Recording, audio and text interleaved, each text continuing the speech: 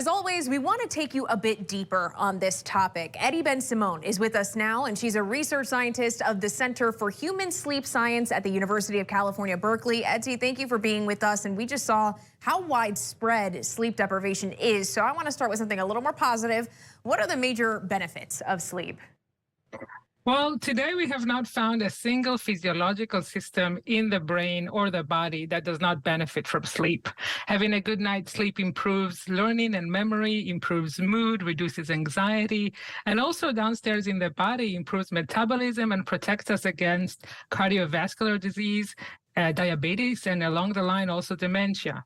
Okay. So I think we can flip this question and ask, is there any benefit of not getting enough sleep? And the answer is no. Yeah, like absolutely not. No, there's so many benefits, and if you don't get it, it's not looking good.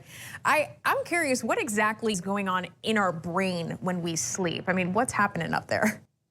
It's a bit like a roller coaster, I like to say, because brain activity starts slowing down when we go into the first kind of light stages of sleep and goes even down to a minimum of brain activity in deep sleep. And then it kind of goes up again when we go into what we call REM sleep, rapid eye movement sleep or dream sleep.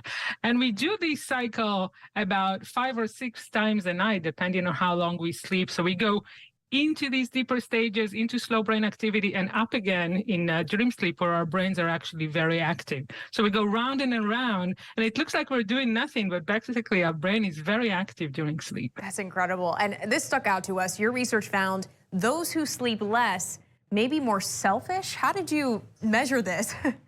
Yeah, we were interested to look whether the effects of sleep loss do not also stop at the individual, but actually propagate to other people. And what we found is that when you don't get enough sleep, you are less interested to help other people. You are less kind. And also when we look at the brain, you're less likely to be able to think about what other people might want or need.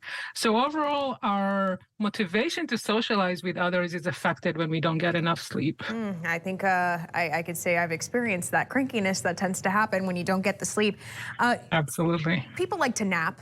Does napping, when you factor that into this, change anything? Does it help kind of alleviate some of those circumstances that you just described, or it's not enough to help with the deprivation?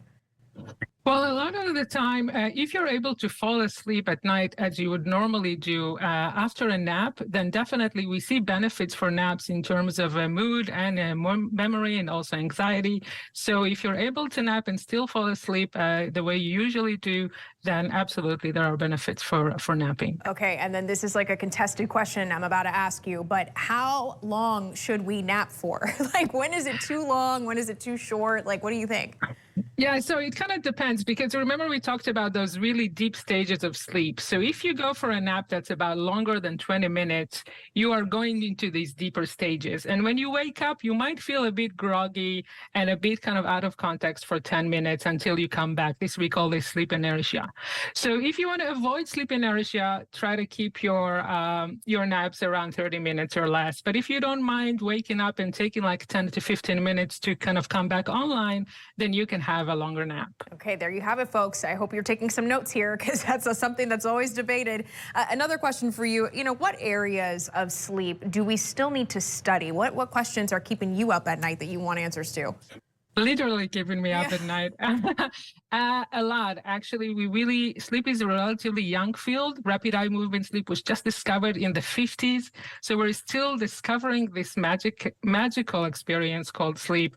I think for me, a lot of the focus would be the very intimate connection between mental health and sleep.